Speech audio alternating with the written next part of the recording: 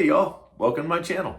I'm CJ, and today I'm going to be reviewing W.A.S.P's fifth studio album, The Crimson Idol. So The Crimson Idol is a game changer. It really is. When it comes to W.A.S.P albums, this one, in my opinion, takes the cake. This one is a big departure from any of the other W.A.S.P albums. Like I said before in my last review, so with the Headless Children, that was certainly a big departure from the first three albums that they did, because the first three albums were more of your kind of shock rock, glam rock type albums. This last one, The Headless Children, was more of your kind of hard rock, heavy metal album. But The Crimson Idol, this one is a concept album. This is all Blackie Lawless. He was the writer, he was the producer, he played pretty much all the instruments, with the exception of Bob Kulick, who's actually Bruce Kulick's brother, and Bruce Kulick was the former guitar player for Kiss. And then, of course, Frankie Banali came back to play drums on The Crimson Idol as well. He was also first seen on The Headless Children. So before we get into it, I'm going to give you a history on my W.A.S.P fandom and how I really became a big W.A.S.P fan. And if you don't want to hear the story and you just want to get to the review, I'm going to go ahead and put the timestamp down below. So this way you see it, you can just go ahead and fast forward to the review. If you decide to stick around, here's the story. So like I had said before, I grew up listening to a lot of rock, like classic rock, Styx, Boston, Journey, Survivor, Foreigner, that stuff, and also a lot of Motown, Otis Redding, The Temptations, Sam Cooke, Sam and Dave, a lot of that stuff. And then as I got older, I started listening to a little bit different music. So my first concert, actually, my dad took me to, I was 5 years old, he took me to see Styx on the Paradise Theater tour. I was fortunate enough, I got to go backstage, and I was like, man, I was mesmerized, seeing a rock band putting on an amazing performance, to me, was everything. It was awesome. And but then as I got older, I started kind of growing out of the rock music. And when I was in my mid-teens, I started listening to a little bit of rap. And now I'm a little bit older, so my version of rap was, I was listening to Public Enemy, Run DMC, Tone Loc, BDP, stuff like that. But I never really felt like the music, or the rap, I guess you could say, really kind of spoke to me. I would watch Yo MTV Raps back when MTV actually had music videos that they played. And after Yo MTV Raps would be a show called The Hard 30. And The Hard 30 was a bunch of rock and metal that they would play in a 30-minute block. So Yo MTV Raps would come on, and it'd be rap videos for 30 minutes. And then after that was The Hard 30. Well, I didn't listen to heavy metal or hard rock back then. I didn't want to. I just wanted to listen to the rap. And so I would just watch Yo MTV Raps. And as soon as it was over, I'd turn it off and then go do something, go about my day, whatever the case may be. Well, one summer I was actually up in Pennsylvania visiting some family, and I was in the basement watching Yo MTV Raps, and the whole family that I was visiting, my uncle, my aunt, and my cousins, they were all gone for the day. So my aunt and uncle were at work, my cousins were out doing whatever, I don't know, maybe at baseball practice or whatever the case may be. So I was in the basement by myself, just kind of chilling. So really didn't have anything to do. So I was down there just watching Yo MTV Raps, and I thought to myself, I've never watched The Hard 30. I always turn it off. I'm gonna watch the first video.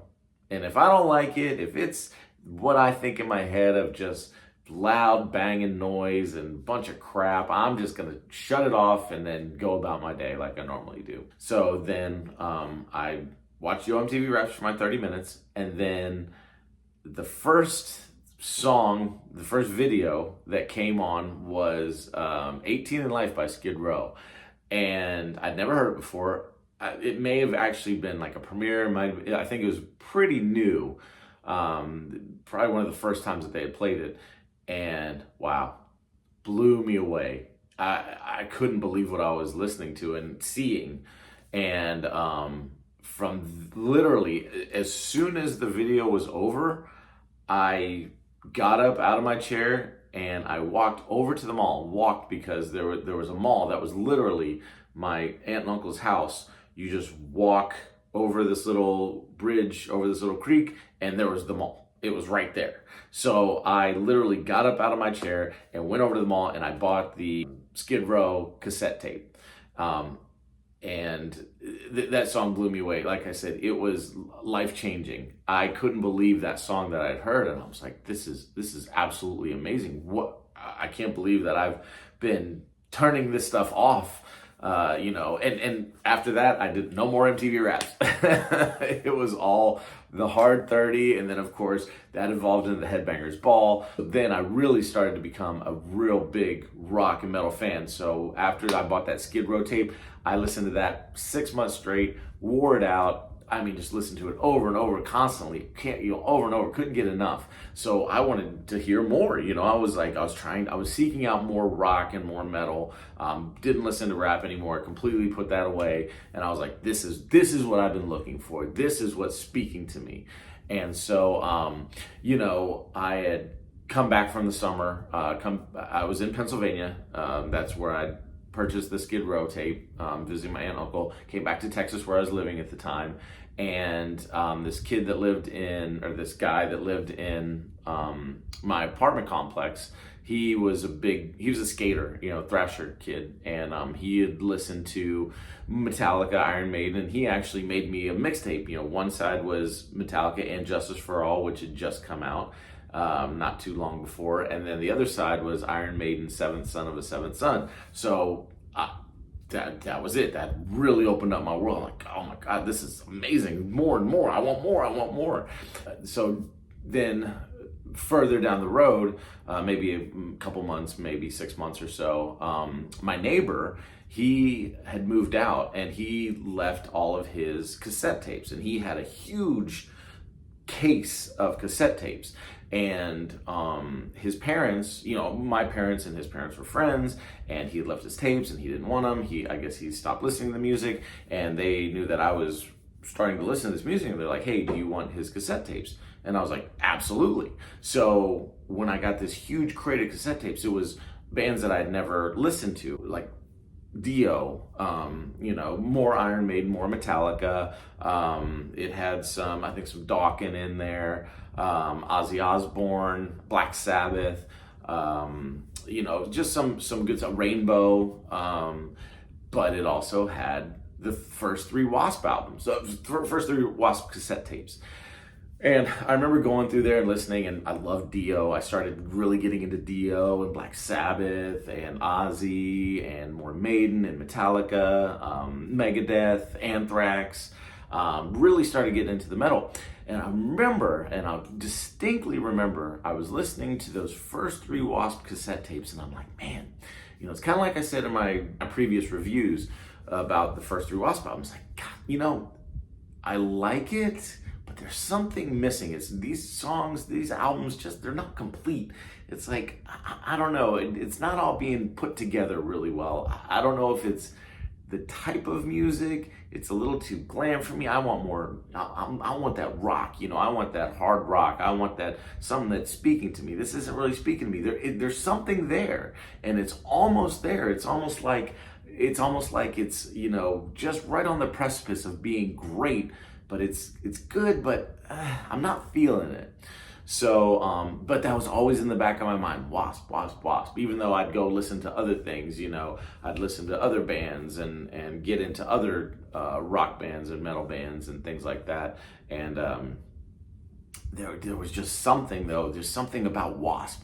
And I remember going to Best Buy and seeing that the Headless Children, and the Headless Children was fairly new at the time. It was a newer release. I don't know if it just come out or if it was pretty new when it came out. And I remember, because looking at the first three cassette tapes and seeing the liner and things like that, seeing how they were dressed and kind of glam, and just wasn't my thing. I didn't like Poison, and I didn't really care for any of those kind of glam bands at the time. Motley Crue, I didn't like Motley Crue. It just wasn't anything for me. Those LA bands, just didn't speak to me of what I wanted to hear. And so I I knew that W.A.S.P was an LA kind of a glam, Sunset Strip band, but I felt there was something different about them. And it was just like, man, if they could just kind of get rid of that little bit of sound and really kind of put their songs together, I really think they could be great. So I really wanted to like them, but I just it wasn't clicking with me. So then when I saw the Headless Children and I looked at the back at the time, and I saw that they were dressed in more of kind of rock gear, kind of their, jeans and t-shirts and jackets, I was like, okay, this might be good. So I went and I bought the CD. I brought it home, I listened to it. And again, it was like, okay, you're getting there, but you're still just not. So to be honest with you, up to this point, I listened to the first 4 albums and I didn't really like them. I mean, at this point, I was like, I want to like you so much. You've got a great voice. The music is cool, but it's not there. And so, but I still had this thing where it was like, I want to like W.A.S.P. I really do. But, they were always in the back of my mind. There was something about them. I was like, always in the back of my mind.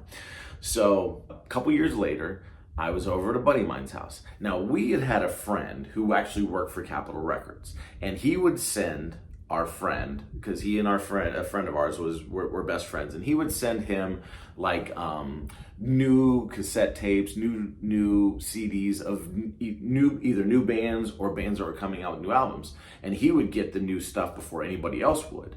And so, we'd listen to some of that stuff. Well, I remember going over to his house one time, and I never really said that I was a W.A.S.P. fan. I never really mentioned W.A.S.P. to him.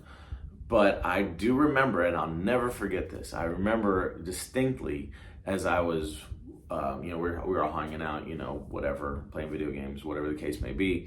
And I'll never forget, as I was walking out the door, he said, "Oh, hey, CJ, I know you're a W.A.S.P. fan. Here, I just got this from our friend. Here, new W.A.S.P. album." And it was a cassette tape, and it just said W.A.S.P., The Crimson Idol, black and white and red, and just the words. No pictures, no nothing. And I was like, okay. And he threw me the cassette tape. I caught it, and I had a cassette player in my car at the time. This was, 1992. So I'll never forget. I drove out of, and I'm thinking to myself, man, W.A.S.P., this is going to be the last chance. If I don't like this, then I'm just not going to be a W.A.S.P. fan. That's just the way it is. So I grabbed the cassette tape, I stuck it right in my cassette player, and instantly, I mean, literally from the first 3 notes, the hairs on the back of my head stuck up, the hairs on my arms sticking up, goosebumps. I mean, just hearing that acoustic guitar starting the beginning of the Titanic Overture, the first song, I was like, this is it. I had a feeling just hearing those 3 notes that this was what I was waiting for the whole time. I knew from the first moment I heard W.A.S.P. that there was something special, that I knew that there was something about them that I was gonna love, but it never came to fruition until that moment. And literally from that moment on, I became the biggest W.A.S.P. fan. And the Crimson Idol was the reason why. The Crimson Idol was the catalyst for that. I didn't put down that album. I mean, it stayed literally locked in my cassette player for almost a year. And that's all I listened to for that whole year. I mean, just from the beginning to the end, rewind back and forth, blah, blah, blah, blah, blah.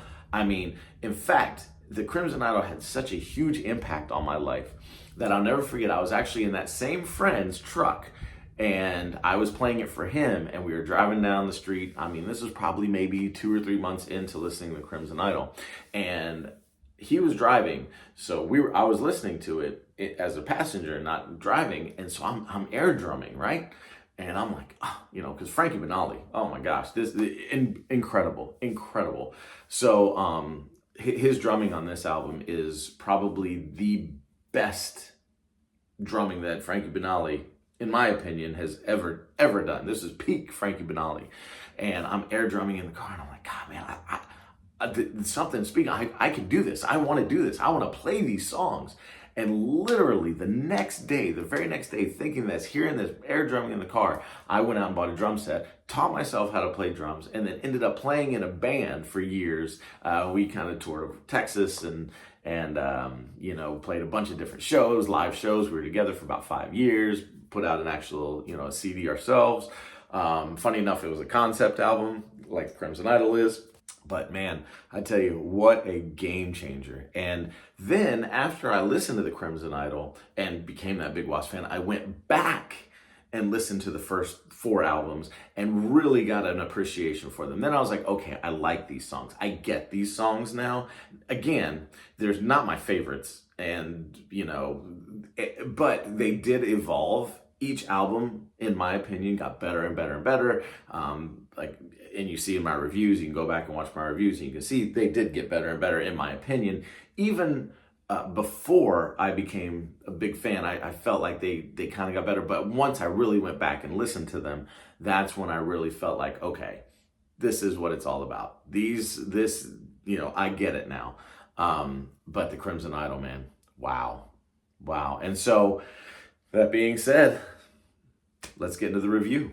All right, so now, if you stuck with me through the story, thanks for sticking with me. If not, all right, here we go. We're going to get started with the review.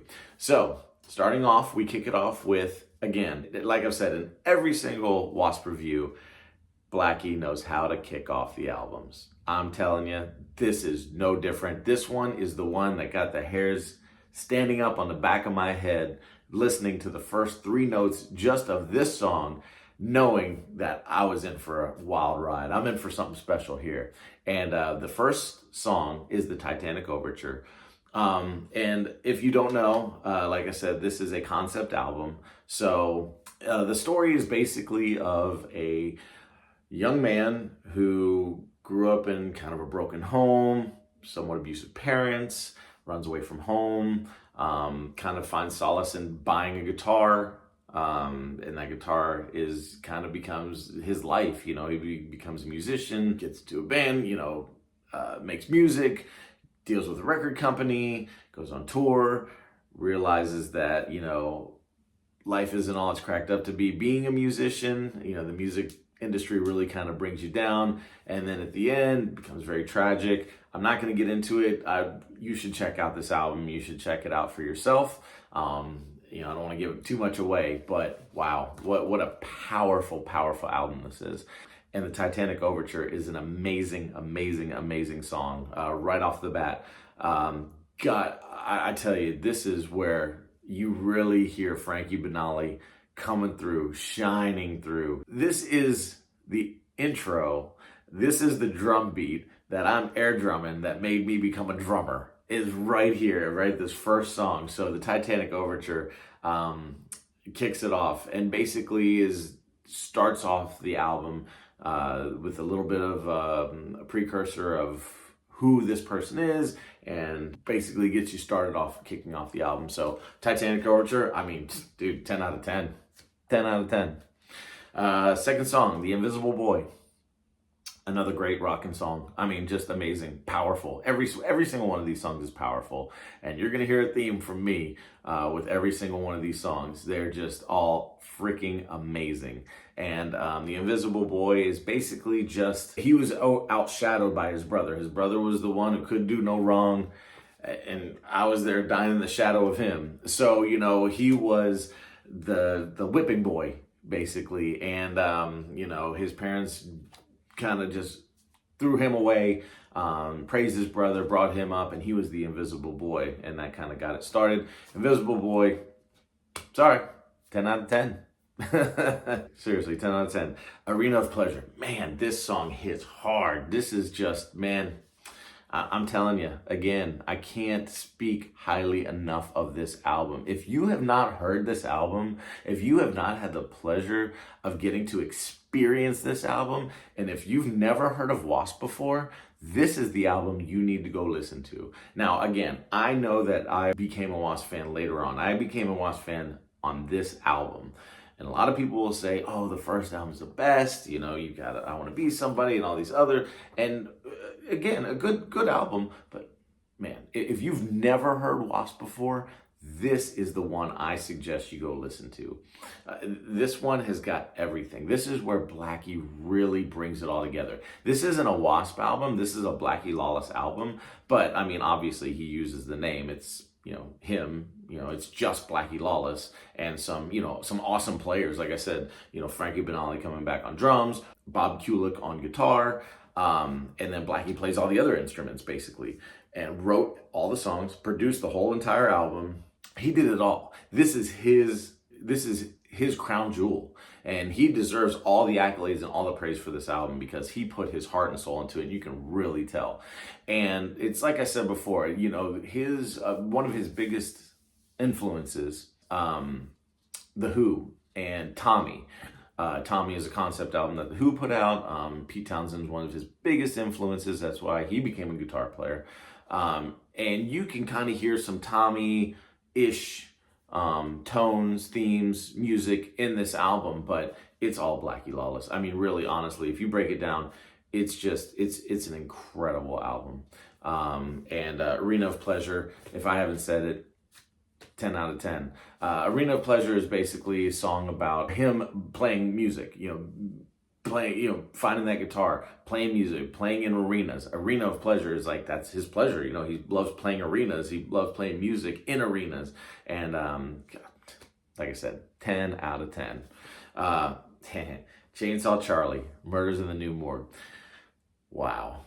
This song is probably the best song on the album.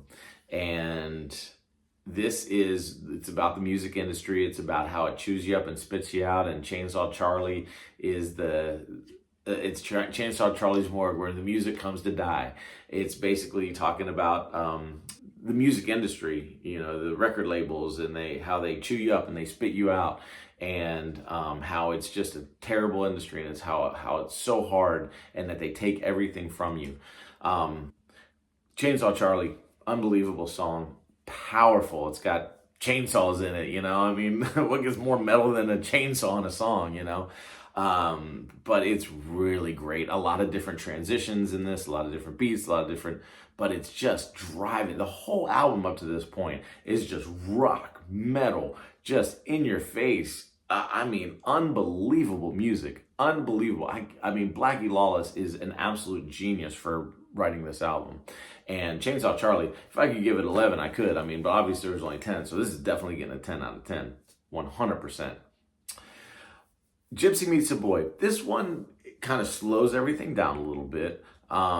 This is where he meets a gypsy, and she reads his tarot for him, and just basically saying, be careful what you choose, be careful what you wish for, because it might come true. Meaning fame and fortune and all these things, because that's what he wants. He wants fame and fortune. And the gypsy's saying, I'm reading your tarot cards, and I'm not going to tell you, but I'm going to tell you, you need to be careful what you wish for, be careful what you choose. Be careful what you wish for, because it might come true. And very powerful song. It's slower, it's just acoustic, but it's a really good song. And it definitely, it's just part of the album, part of the story. I give this song 9 out of 10. Dr. Rocker. Dr. Rocker is basically a song about a drug dealer or a doctor who gives him his fix, you know, to keep him going, to keep the drugs in him, keep him awake, keep him going, keep him, you know, pumped up, being able to keep him, you know, on the right track. And I'll be honest with you, the first probably 50 times I heard this album, I'd skip over this song. And one of my best friends, he said this was his favorite song. So I was like, well, let me go back and listen to it again. And then I listened to it with different ears and, gained a lot of respect for this song. I really do like this song. You talk about powerful. I mean, this song is another just driving song. I really don't know why I didn't like it for the first few times. I just skipped over it. But I really do like this song. This is a really good song as well. This one gets a 9 out of 10 for me. So I Am One. I Am One's a really good song too. Another rockin' song, another anthem. This song is basically about him finally being the one. You know, he did it. He's made it. I am one. I'm the one that I've been wanting to be my whole life. I did it. Mama, look what I've become. This is a great song. It really is a great song. And it's, you know, chanting, and it's, you know, pumping your fists and just rocking out, man. What a great song. 10 out of 10. I keep saying I'm sorry, but I'm not sorry. I mean, these songs are amazing. The Idol. So this is a really good song. This is kind of a slower, more brooding song. I don't really want to call it a power ballad because it's more than that. It's a little bit stronger than a power ballad, but it's basically, this is where things start to take a turn. This is where he is the idol. He is the one on top of the world, and you know, everybody looks to him, and you know, he is the idol. But this is where things start to kind of get dark for him, and things start to kind of go downhill. Things start to turn. So you can hear it in the song, you can hear it in the music, you can hear it in his voice. It's a really powerful song, great song. It's got a great beat, just very strong, very powerful. You guessed it, 10 out of 10. Next track, Hold On To My Heart. This is the only one that I would actually say is a true power ballad. Great song, really great song. And as far as power ballads go, you know, this is a top power ballad of all time. Hold On To My Heart's a great song, and it's basically, now he's at the point where you know, loneliness is sinking in. He's at the top, but he still misses his mom. He still is wanting more. You know, this isn't his heart is empty, and he needs more. He needs his family. He needs his mom. He needs a love. He's at the top. It's very lonely at the top, as a lot of people say, and this is where he's kind of figuring that out, and this is where things really kind of go downhill for him. So Hold On To My Heart, you know, 10 out of 10. And then finally, we wrap up the album with The Great Misconceptions of Me. Now, The Great Misconceptions of Me is an amazing, amazing song. It really wraps up the whole entire album in an epic way. It's a long song, but it's got so many ups and downs, ebbs and flows, fast, slow, you know, powerful, brooding, just unbelievable. And again, like I said, I'm not going to give away what happens at the end, but wow, man, if you know, you know. And the way that it happens, I mean, what a genius to come up with an album like this, and to use some of the metaphors that he uses, and the way that it happens, and the way that he does it. I mean, it's unbelievable. This is an amazing, amazing song, amazing way to wrap up the album and really bring everything together. It is powerful, it's emotional, and it's a 10. It is an absolute 10 out of 10. So with that being said, this album right here is my favorite album of all time. Of all the albums I've ever heard, from Metallica, Megadeth, and Dio, and Sabbath, and all my favorite bands, Typo Negative, and Avenged Sevenfold, and Styx, and you know, I mean, honestly, this is the greatest album of my lifetime. This is the greatest album I've ever heard, and I love it. So obviously, this album for me is a 10 out of 10. And it was life-changing for me in many different ways, and I cannot recommend this album highly enough. I mean, if you've never heard of W.A.S.P, get this album. If you're a W.A.S.P fan and you don't have this album, get this album. I just encourage anyone, even if you don't like hard rock or heavy metal, get this album. Listen to it. Read the lyrics. Check it out. It's unbelievable. It is such a powerful album, and it's the most underrated album I've ever heard. When I go to look at like greatest concept albums of all time, you know, of course, there's Tommy the Who, Operation Mindcrime, Pink Floyd The Wall, but I rarely see this album on there. I honestly don't know why, and maybe it's because W.A.S.P is a little bit more of an underground band and not as many people have heard of them, or if they have heard of them, they think of the first three albums, I Want to Be Somebody and, you know, Wild Child, things like that, and don't take the music seriously. This is a serious album. And this, you know, like I said, the last album, The Headless Children, was a very serious album too, but this is on a whole nother stratosphere. It's unbelievable, and I give all the kudos in the world to Blackie Lawless and his genius for this album. I mean, honestly, I cannot speak highly enough of this album, and I encourage every single one of you to go out and give it a listen. Just give it a listen. So that's it. That is my review of The Crimson Idol. I hope you enjoyed the video. If so, you know, go ahead and give me a thumbs up. If you want to subscribe, go ahead and subscribe. I'm going to be doing more albums coming up. So check it out. Leave me a comment below. Let me know what you think of The Crimson Idol. If you have listened to The Crimson Idol, what are some of your favorite songs? Do you feel the same way that I do about this album, or do you feel differently about it? Like I said, leave me a comment below. And hey, thanks for sticking around. Thanks for checking out my review of The Crimson Idol. And hope you all have a great day, and I'll see you soon. Take care.